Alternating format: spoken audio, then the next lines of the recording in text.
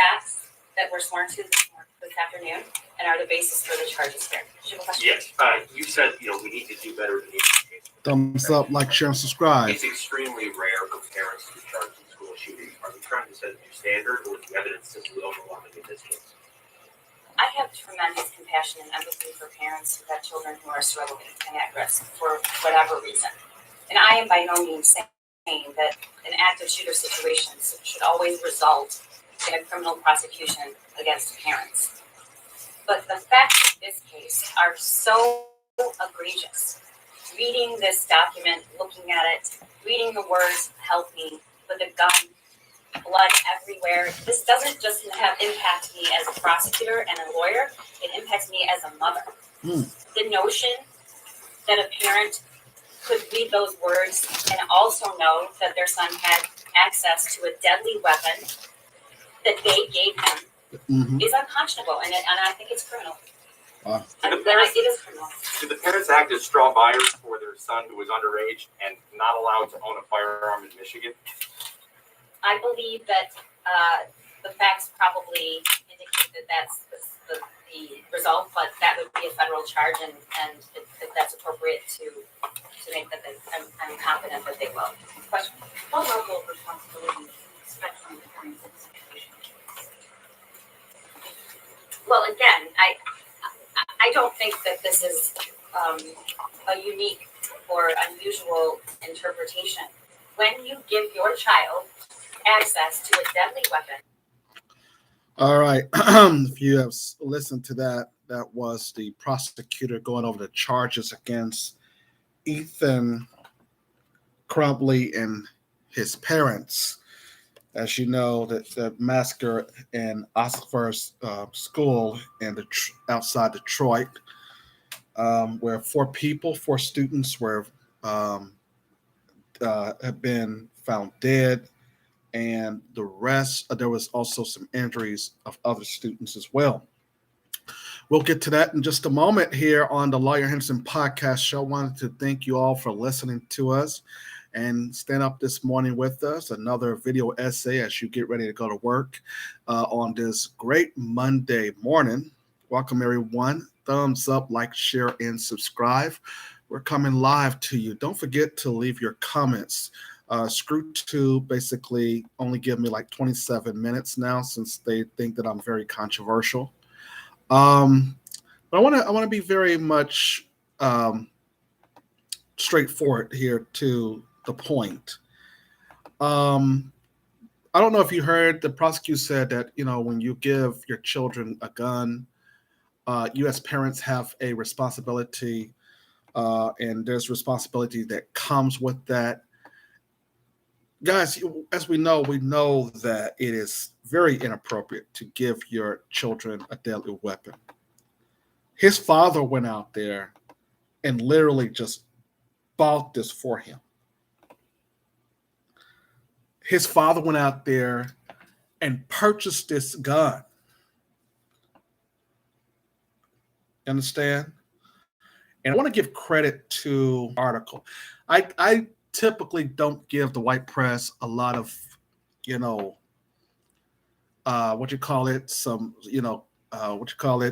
props for this. I hope white people don't understand me. Props, No, but they basically, the Detroit Free Press did a great article on this story. When it first came out, it says the parents of Oxford school shooting suspect charged with involuntary manslaughter. So what we're going to do here is we like to use our fair use thing here. But before we get into the story, like I said, we're going to talk about something else. But we have the shooter there that you can see his picture, Ethan Crumbley. He's charged with killing 4 people at this school.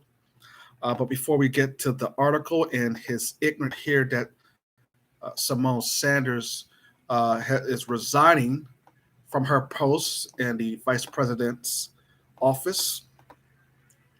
I guess the butter biscuits have basically been eaten all up. It says here, I give credit to Politico for doing this. White House, Symone Sanders to leave the VP's office Departure, which set for the end of the month, is the second major exit from Harris' office in the last few weeks.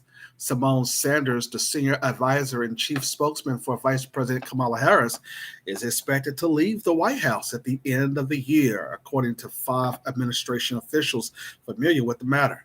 It was not immediately clear where Sanders is heading next or when she will be leaving the vice president's office.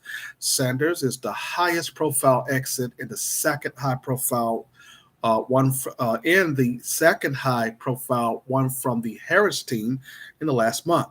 Ashley Ethan, I think that's how you pronounce her name, Ethan, Etienne, Harris Communications Director, is also set to depart in the coming weeks.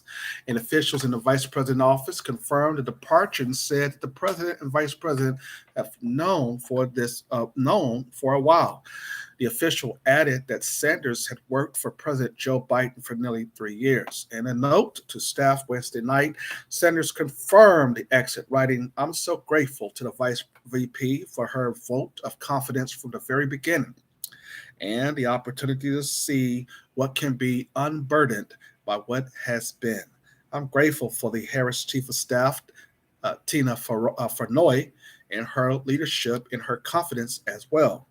Every day I ride to the White House complex knowing our work made a tangible difference for Americans. I am immensely grateful and will miss working for her and with all of you." Sound like the butter biscuits have ran out. All of that, we looked at Symone Sanders, and we told you, we saw, if you go back and look at some of our articles, remember as we saw her in college where she had the long hair, she was scary, she was looking like a female. Now as she leaves after all of this butter biscuit for first Bernie Sanders and then Joe Biden, we see that she became this old masculine, overweight chick, you know what I'm saying, that look like she can play football. But it goes on to say that Flournoy also sent a note to the vice president's team saying Symone told the VP a couple of months ago that she'll be leaving us at the end of the year. I often said about her that no job is too big or too small for Symone. These bootlicks always come. I mean, they basically know that, look, you basically have been defeated. You've been destroyed. You understand? When you work for these people, try to, boot up their agenda, you don't have no place as a bootleg. You just wanted a job and sell us all out. Come on, Symone. You knew that. One of the most publicly recognizable individuals in the Biden administration, Sanders transitioned to Harris vice presidential team after serving as Biden campaign and senior advisor during the 2020 election. In her post, she helped Harris juggle a tricky portfolio, including not just trying to address the root causes of migration from Northern Triangle countries and the federal push for voting rights, but also carried the weight of being the nation's first female vice president. And it wasn't all so smooth. Harris' office had been beset by disorder, bad press, and at the time, internal friction. Outside advisors complained that she was handed policy issues that were destined for failure and not given what she needed to succeed as vice president. And in recent weeks, chatter had grown increasingly loud that Harris wasn't positioned well to be Biden's heir apparent in 2028, or if he opted not to run again in 2024. Okay, Joe is almost getting up in that age. We know that man cannot run again. The man can barely remember what he needs to remember in press conferences. The man is falling everywhere. Joe is not running again. Let's just be very clear. He is not going to win. Joe Biden has shit on black folks. Nobody supports him. Come on. Okay, let's just be frank about this. Joe is doomed for failure, and Kamala Harris knows it. You understand? And so, guys, this is what we've been trying to tell you. We've been trying to tell you that the butter biscuits have ran out. And the butter biscuits, since it had ran out, yeah, they see it here. You know, no more eating them big old butter biscuits that Symone Mammy Sanders used to eat. And so, therefore, we look at this and we understand what's going on. We understand, ladies and gentlemen, that Symone Sanders was bootlicking her way into the vice president. She thought that she was going to first be speaking as the press secretary for Joe Biden. That didn't happen. He chose a white woman over her. Okay, we talked about that. But yeah, they basically, these butter biscuits just doesn't run out. You know, they just can't get enough of the butter biscuits. Now, excuse the noise. They're doing the. You should probably. My neighbors is doing a little mowing stuff beside the house. Well, let me just tell you about Joe Biden and Kamala Harris. Their team is so weak at this point. We told you that their team is very weak. They do not have a realistic team here. And if they basically supposedly win the nomination, the question is, will they win the vice president? I mean, will they win again in 2024? Okay. So, but that's enough of that. I want to always destroy my, they got us on a 25 or 27-minute band or whatever. We can't come out, stay on that long, unless we're criticizing other black people, of course. But it goes on to say, we finished with that. Let's go and get on to what our story is. The top of the night, to the morning here, with this Ethan Crumbley. This is for the white supremacists and their kids. This is gun-toting season. And for gun-toting seasons, the white supremacists during Black Friday, they went out, they got all these guns and stuff like that. The little son, the Crumbly dude, he basically, of course, as you know, been charged for killing 4 people and wounded others. And Oakland County Prosecutor Karen McDonald announces multiple manslaughter charges against James and Jennifer Crumbley, parents of the Oxford High School student suspect Ethan Crumbley, at a press conference on December 3rd, 2021. See, they basically knew that the school called and said, "Hey, you have to go take your kid to counseling." And they're like, no, we don't want to do that. Hell, keep him there. You're going to give me 2 days, so he can stay there. School's going back to class, boy. Foolish. He's sitting there. Nobody want to play with him. Nobody find him to be, he didn't have no friends. He basically said his world sucks, and that's what the little white turds have to do when their life is not going anywhere. Because their parents is not putting that love into them. They're not giving the love and the strength and the affection that a child needs here. And so therefore, these white supremacist kids, the only way that they can express their toughness is through guns. We see it with the Columbine High School. We've seen it with Dylan Roof. Like I said, we see it with a lot of these schoolhouse shooters. Of course, mostly white males. It became dangerous. But the Fair Use Act gives us a right to basically critique. And as you know, they said the hell with the rules, the hell with the First Amendment. We're going to make sure that we go on every black person's platform and we're cutting you niggers videos down. But these people don't care, boy. But see, what we have to understand is that the laws are only designed to enforce against black people. You see, and that's what the mom was telling her child. You know what I'm saying? You're a white man. You're a white boy. The rules don't apply to you. Do whatever you want. Just don't get caught. Remember, she was saying that to her son in class. But let's go ahead and talk about it. Oh my God, this sound.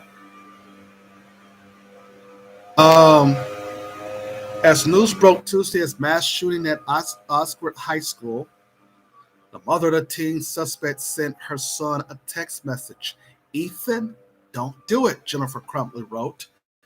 This and other news, disturbing allegations emerged Friday about the deadly rampage as charges were leveled against the teen's parents, James and Jennifer Crumbley.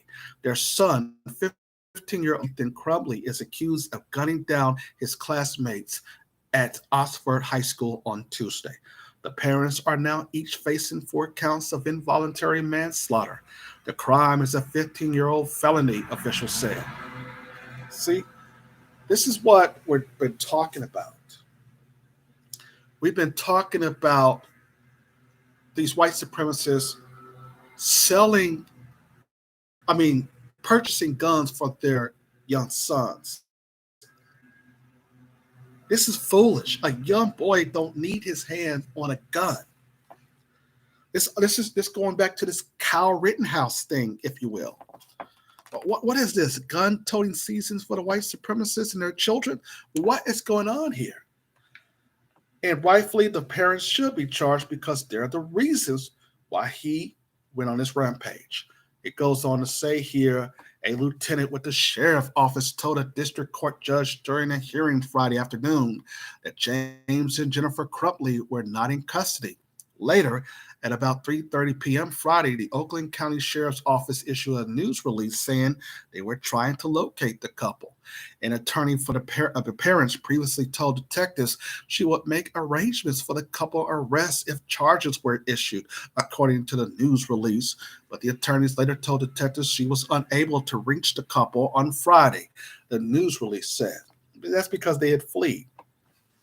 Attorneys Shannon Smith and Marial Lehman wrote in a statement that their clients, James and Jennifer Crumbley, are not fleeing. Yeah, right. When they say they're not fleeing, they're fleeing.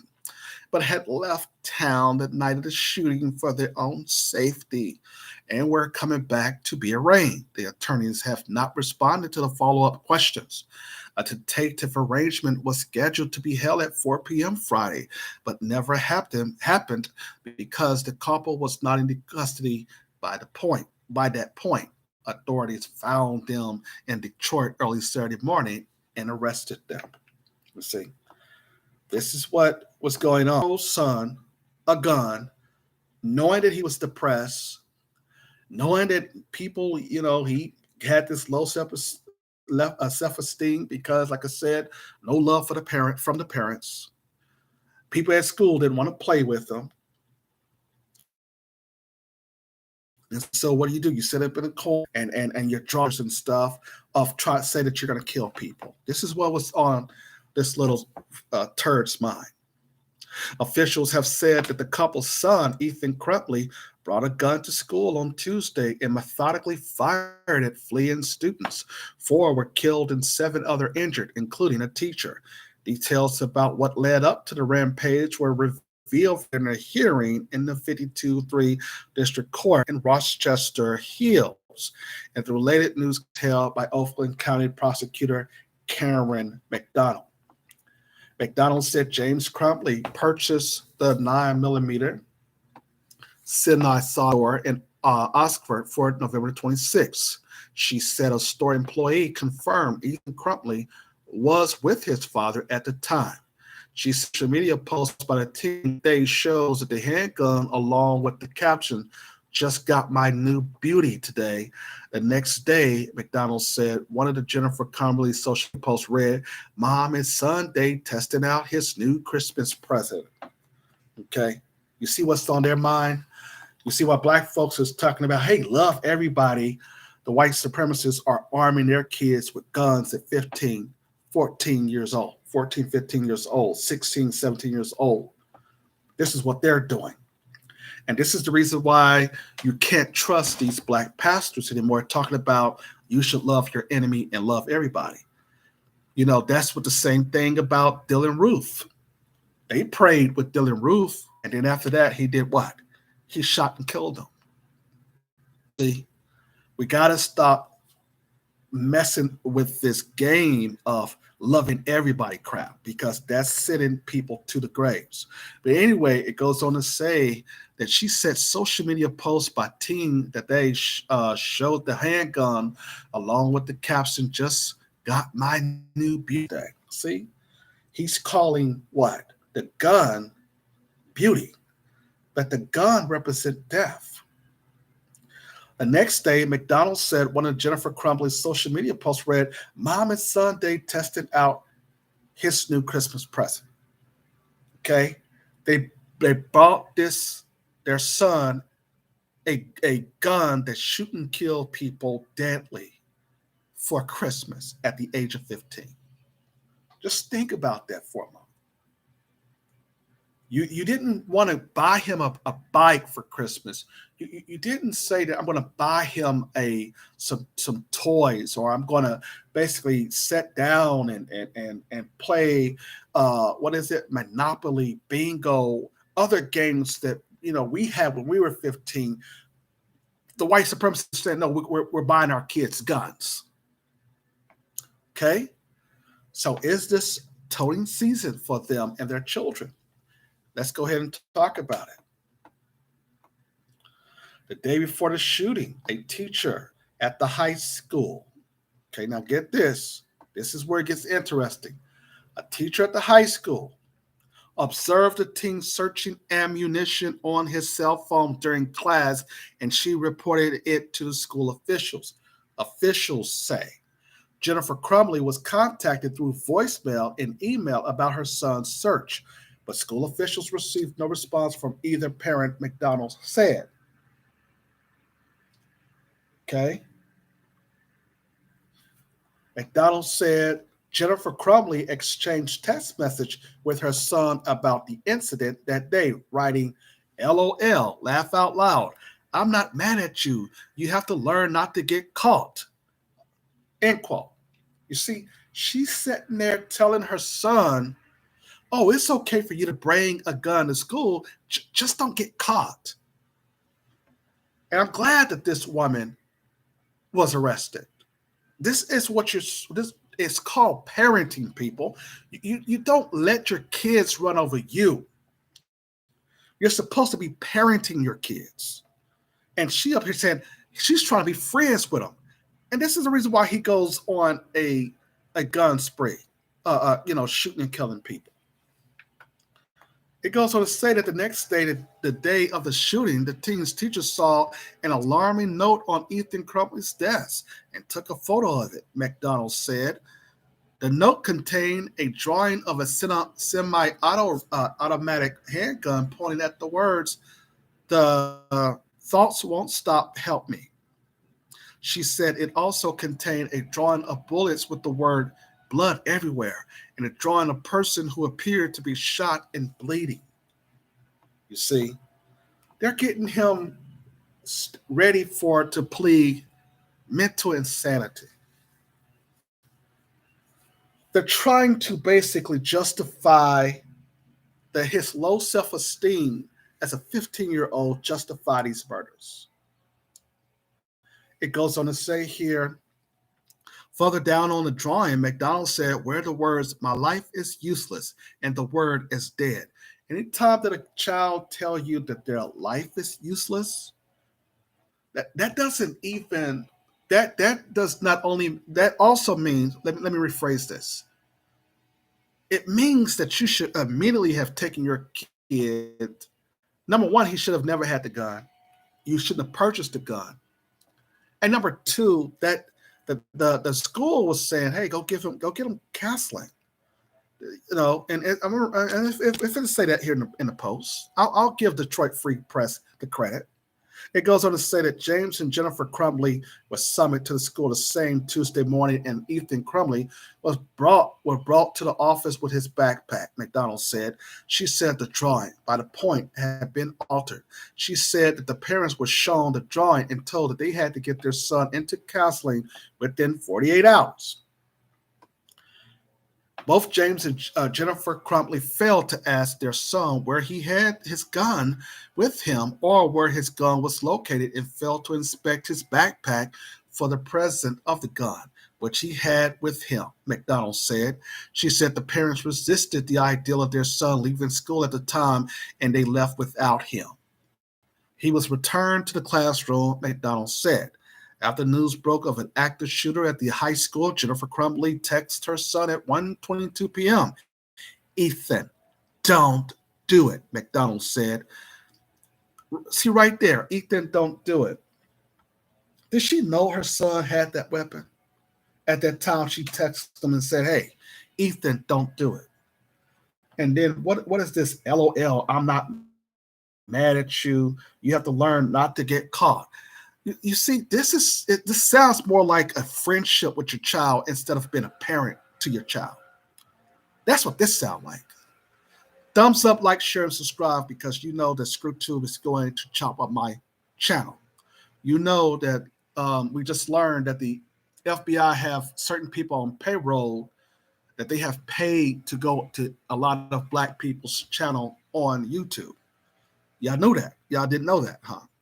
They have on the payroll group of people, and they get paid to come on certain black channels like mine's and like others to come in our comment sections and to try to alter our relationship. That's the reason why I kept getting a call from the same persons and things. It goes on to say here that then at the 1:37 p.m., McDonald said a teen's father called 911 and reported a gun missing from his house and that he believed his son to be the shooter. McDonald said the investigation revealed that the gun had been stored unlocked in a drawer in James and Jennifer Crumbley's bedroom. McDonald called the facts of the case egregious. Okay. You see, they already knew this young boy had this, you know. They knew. They knew that he had this even after they left the school and had better else things to do instead of being parents to their child. They knew this. You know, going back to class. We got 2 days to take you to the counselor. Going back to class. That's what they told. That's literally what they said. Then at 1:37 p.m., McDonald said the teen father. I'm sorry, I've already read that. McDonald called the facts. Any individual who had the opportunity to stop this tragedy should have done so. The question is, what did they know and when did they know it? She said Ethan Crumbly was charged Wednesday as an adult with terrorism and multiple counts of first-degree murder, assault with the intent to murder, and gun crimes, and could face up to life in prison. The high school sophomore is accused of killing 4 students. Hannah San Juliana, 14, Tate Meir, I hope I said that name right, 16-year-old Madison Baldwin, and she's 17, and Justin Schillings, 17, and injuring 7 others, including a teacher during the mass shooting. Records show James and Jennifer Crumbly married in 2005 in Florida and bought a house in Oxford in 2015 on a land contract from a relative of Jennifer Crumbly. Okay. According to court records, James Crumbly has 2 other children, now at the age 18 and 24. Records show that the children lived in Florida and that James Crumbly has been arrears on child support payments in recent years, still owing money as recently as last month for the case involving his now adult daughter. Okay? Now, since all of y'all who think that black men are the only deadbeats out there, well, there you go. This James Crumbly been owing child support for 2 kids now. He ain't paid yet. Goes on to say that James Crumbly was furloughed from his job as a telemarketer at a software company shortly after the pandemic hit, said Jay Farr, the CEO of Advanced Square, the Florida-based business. Crumbly started at the firm in 2017, according to his Facebook page. Farr said worked remotely from Michigan, generating sales and leads. All right, so you get the point. This deadbeat dad, who already had 2 kids that he didn't pay child support on, went and made another child by this woman here, who is both of them being friends with their son. And the baby mamas, they're coming out here real. I mean, I don't know if it's one, I think it's one, no, two baby mamas, I think it is, coming out here on him like crazy. So all of you black women out there that says that, oh, you know, you black men, y'all dogs. I'm gonna find me a white man. All right. Because we show, here go one who was a real deadbeat dad right here, this James Crumbley. And even after his daughters and son or whatever, his children got of age, because you really don't raise your children at 18. Your children is really raised at 25. You're really having to help them till 25. So even though they can leave out the house at 18 or do whatever, your child you really don't basically quit until they're 24 or 25. Okay. But this is Kyle Rittenhouse all over again. And remember, the judge in that case, he set a precedent that yes, these kids, they can go out there and carry a gun to defend themselves. This is white fragility. We basically need protection. We have so many people who's after us, and we're vulnerable. And the judge and the Kyle Rittenhouse case, along with the media at that time, set that precedent for all of us. That's the reason why then you have people like Ethan and his parents who said, okay, well, hell, the judge and the Kyle Rittenhouse said that it's okay, even though we have a history of white boys shooting up schools here. Like I said, the Columbine and many, many, many other situations where these white boys are going to school and they're shooting up these schools, and yet here come the teachers, the police, the principals, and all these folks want to focus on, you know, Keisha and Dante in the classroom. This is what we're talking about here. This set a precedent with people like Dylan Roof, who before him and Kyle, before Ethan and Kyle, Dylan Roof showed you that we don't care if you're in a church, we're going to still kill you there. You see, black people set a notion that we should love everybody, no matter what happens and all this stuff, and yet the people that you're saying that you should love is shooting you dead. And your pastors, even your Christian pastors, are preaching that crap. No, I'm not going to love everybody because there's white supremacists who's going out there just shooting and killing, and they're not being really charged. And basically, when they get charged, you got all of these, got all these white privileges that, oh, I'm going to plead insanity. I'm going to be like this, like this judge did in the Kyle Rittenhouse. We're going to let you pick your jurors. You see, this is playing out what it is just because we're white. And this is what this guy's saying. What we did not see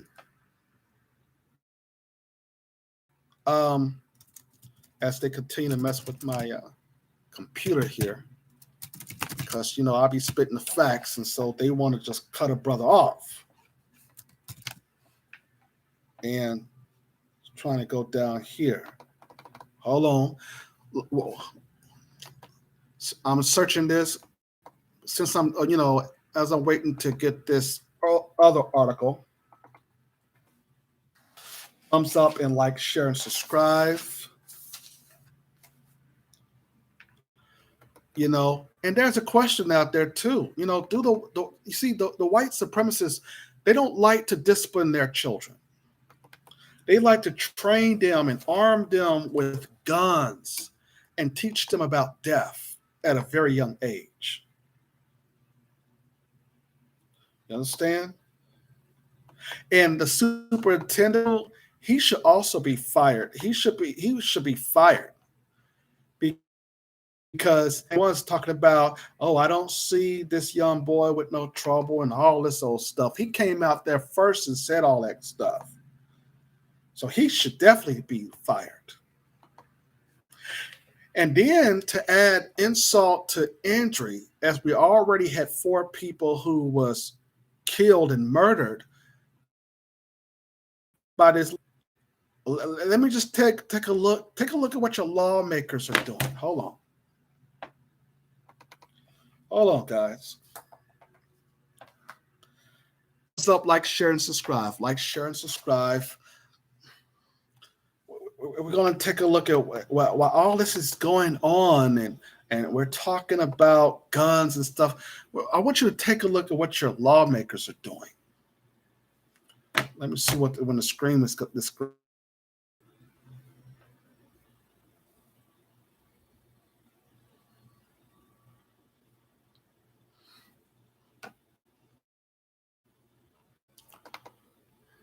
They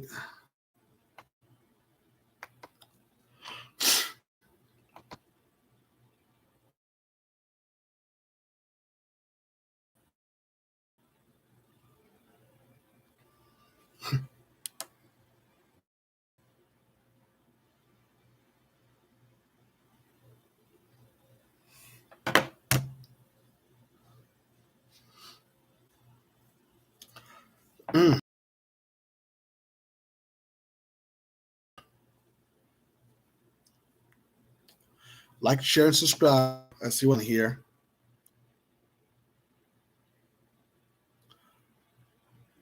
Like, share, and subscribe.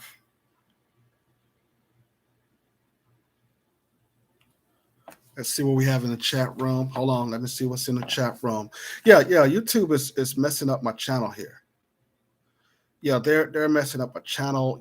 Like I said earlier, they pay people to come in to basically mess with our comments, and then they mess with our live screens and stuff. Yeah, and being very cautious. But I want to talk about. YouTube said your connections is unstable. Please wait while we try to reconnect. Oh yeah. Gots to be. US Representative Thomas Massie. Now he's on camera with his family, and everybody got guns. See, Representative posts family photo with guns days after school shooting.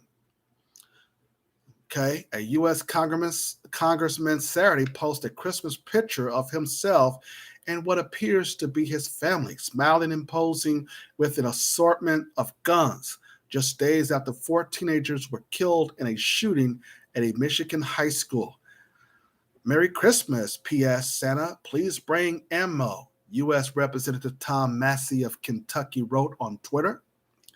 Ethan Crumbley, 15, on Tuesday carried out the deadliest U.S. school shooting this year, the latest in decades-long series of mass shooting at U.S. schools. His parents was arrested Saturday in connection with the gun slaying.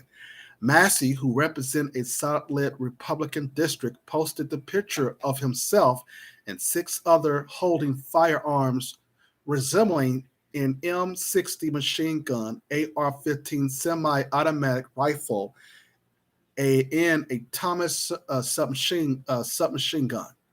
Okay. Some semi-automatic weapons are made to look nearly identical to fully automatic weapons, such as machine guns. Under U.S. law, weapons such as a machine gun are restricted to the military, law enforcement, civilians who have obtained a special license for the weapons made before May 1986. Jonathan Van Norman, a campaign manager for Massie, did not immediately reply to the request for comment via Twitter. Democratic U.S. Representative John Yarmouth, who chairs the U.S. House of Representatives Budget Committee, condemned his fellow Kentuckian post. I'm old enough to remember Republicans screaming that it was insensitive to try to protect people from gun violence after a tragedy. Yarmouth wrote on Twitter, apparently referring to the calls for gun control laws. I promise not everyone in Kentucky is insensitive and inexplicit, he added. So You see, that's what your politicians are doing. Your politicians are online toting guns. This is the white supremacist gun toting season. They're online, toting guns and telling their kids, hey, you should be happy that you got this for Christmas. If he got this for Christmas, that's supposed to be on the he's not even supposed to be opening up his present right there. Christmas is not until the 25th, right? But anyway, it goes on to show you that there's two sets of rules for black and white people. We've been telling you this in the black media for years. The white media has basically, we're curious to know what they're going to say about this now that 4 innocent people have died. Remember, in the Kyle Rittenhouse situation, he was not disciplined. And since they set the precedent of him not being disciplined, now you got other white boys going on the same type of rampage here. And yet white people want to basically talk about black on black crime and not yet talk about what their kids are doing and what they're doing in general. White people have a cultural history of violence. And that's the reason why their kids have been taught violence. The fact is that their children are going to school 15 years old with guns that they know that they don't know how to control and hold. And the mom set up here, she built a precedent of her son, basically, acting as his friend.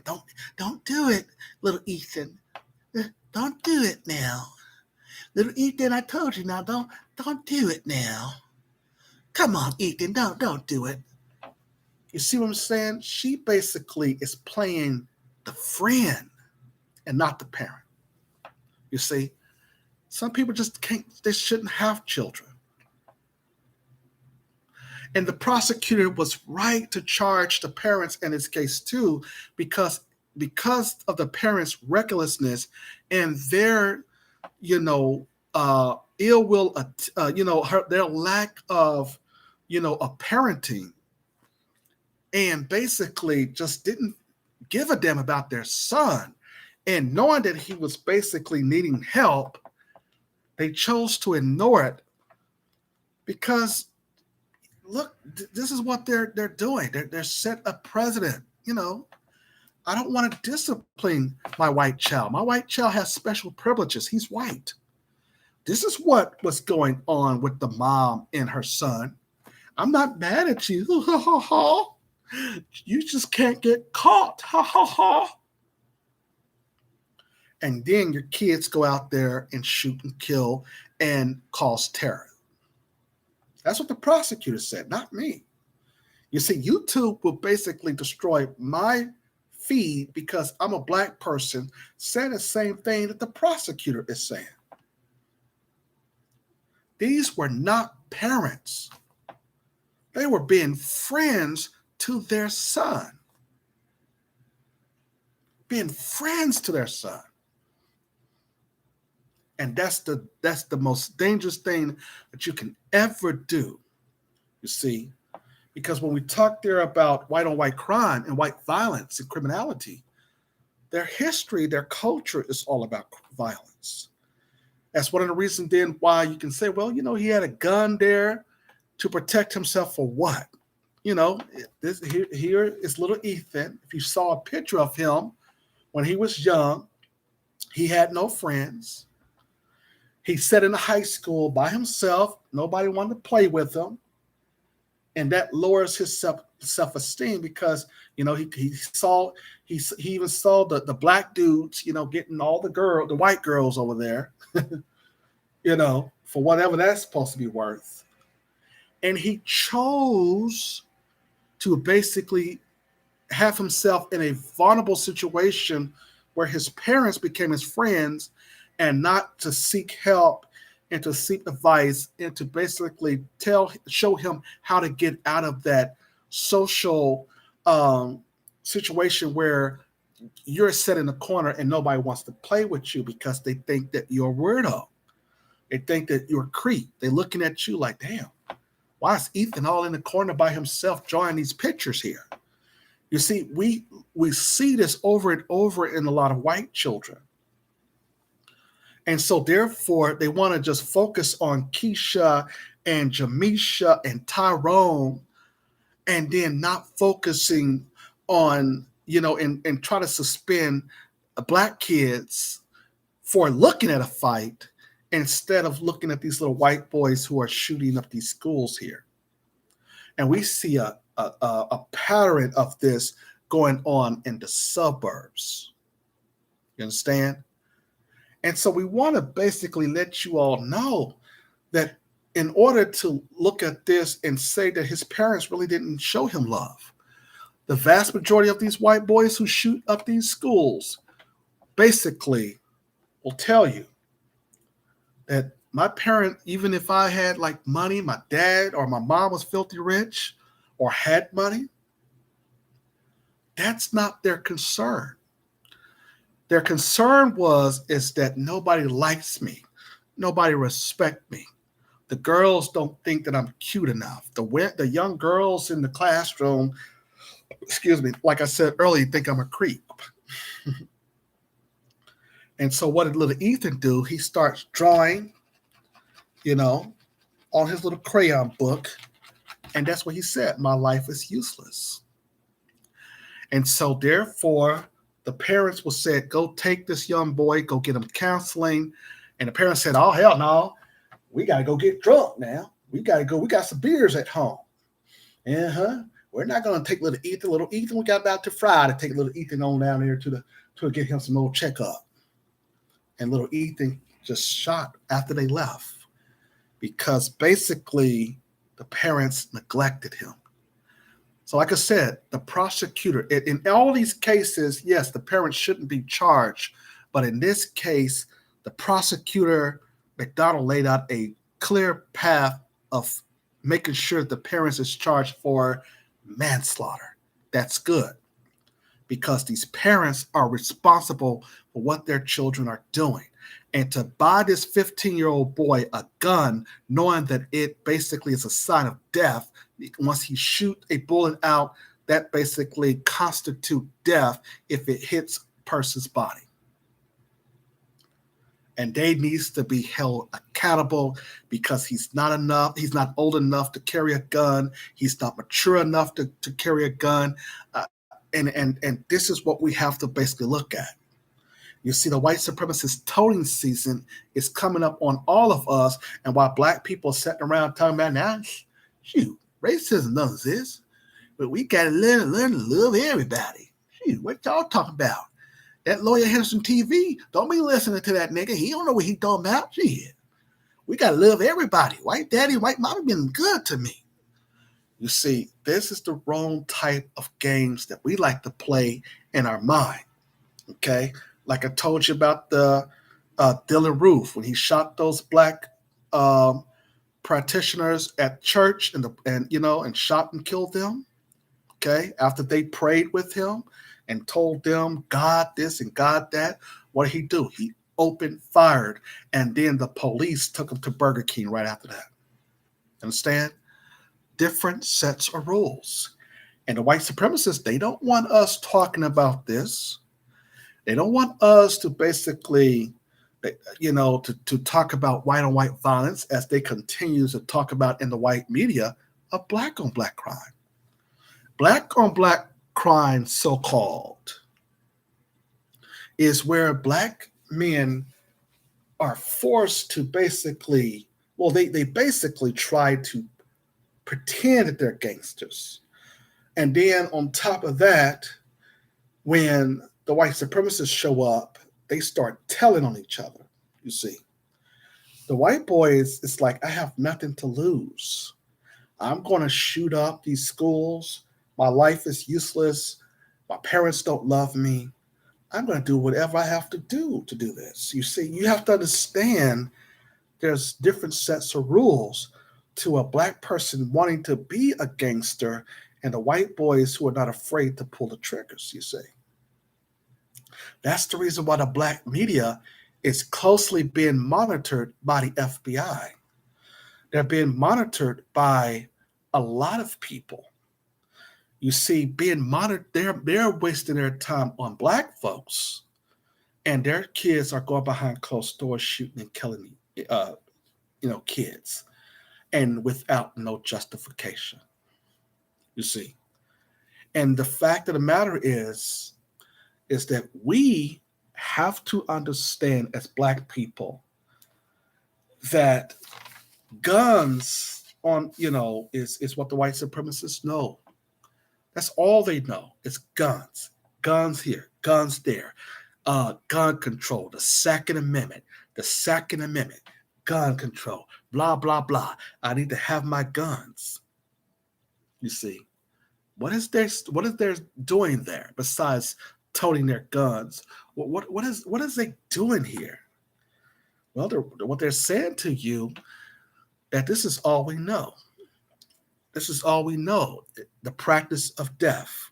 That's all we know. You understand?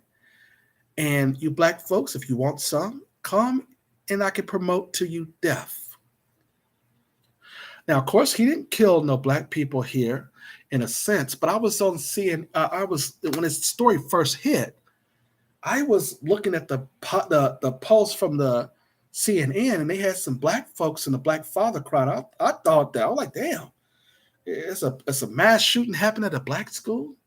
And then when I turned on the storyline, I think the black dude who played football with him, he broke down. And the father said, "I have to come to the school get my son." He broke down.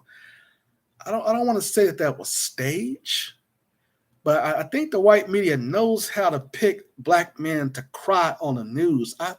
You know what I'm saying? I'm not saying that this wasn't a heartfelt situation. I am very sensitive to the loss.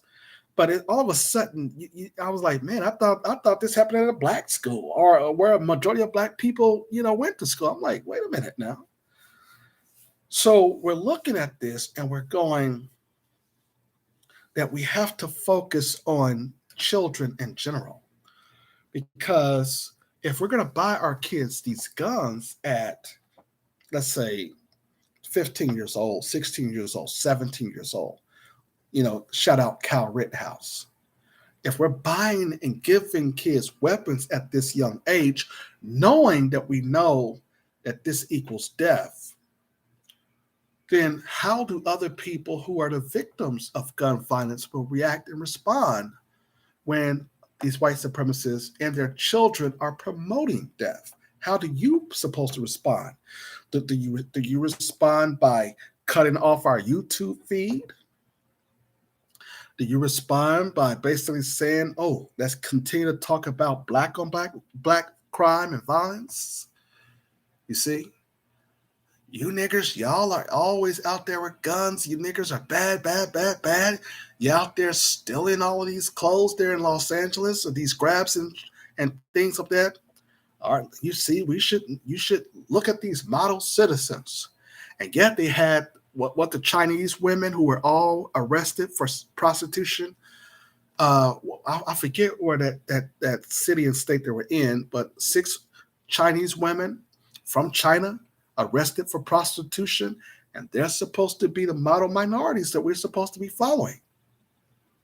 You understand? You see, it's not our kids out here shooting up schools. I want that to be very clear. You see, and I want you to understand here that these folks are going after these smash and grabs now, because the narrative is to take the focus off of white boys and white children and to put the focus on black kids, as if just going randomly stealing at stores is that worse than shooting up these schools and killing people as victims. I want that to sink in a little bit. You understand? Well, I said all I could say. Join me as we're going to spend 27 minutes on our next episode of the Lawyer Henderson podcast show and entertainment. Before I get to that, remember Eric Harris and Dylan Calbolt, They were in the Columbine, Colorado, right? Remember that? In April 20th, 1999. Okay, before I get to what we were supposed to be doing. So our next podcast is talking about what we missed last year. Last year in entertainment, there was a black actor. I could not go on his screen yet, but he basically came out and was upset about non-black people writing screenplays when it comes to black folks in these TV and films. We're going to basically talk about that on our next live as well. And we're going to talk a lot about that because it's very important that we talk about what's going on in Hollywood often. Because remember, the Lawyer Henderson Show is not only about news and politics and things. We also deal with racism and discrimination and entertainment. Also talking about these PPP loans and these grants that black people cannot get from the government, but white people get all these other types of grants and loans and helping to put more trillions of dollars in their pockets while black people suffer. That is what the Lawyer Henderson show is all about. Lawyer Henderson TV, subscribe to our channel, our YouTube page. We're going to basically start to put most of our audio on Spotify, because we do recognize that ScrewTube has basically had put a shadow ban on us. And so Anchor will be where we have our radio podcasts on. And on Anchor and Spotify and Google, all you have to do is just, if you miss the YouTube pages, you'll go back and put up the radio version, or what they call the recorded version of the voice of our show on Anchor and Spotify, so that at least that when ScrewTube basically cut our YouTube stories, like right now, this is 58 minutes going on to 60 minutes right now. Y'all see, YouTube is going to cut most of that down. So what I suggested to people is that look out for us on Anchor and Spotify. Hold on, guys. Because they're trying to stop the new voices of black media. The new voices of black media is I mean, we're on it. You know, people like Vicky Dillard, Rizab Islam, myself, Tariq, Professor Black Truth, you know, the black grassroots media, we have basically been taking over things. You see, we're not like the old black civil rights generation who has sold us out for these, you know, these crumbs. We're not like the Aunt Mamas like Symone, Mamie Sanders, and we're not like the John, what's her name, the Pierre woman, I forget her name. We basically have been telling the truth in the new voices of black media for years. Thumbs up, like, share, and subscribe. You've been listening to the Lawyer Henderson podcast show.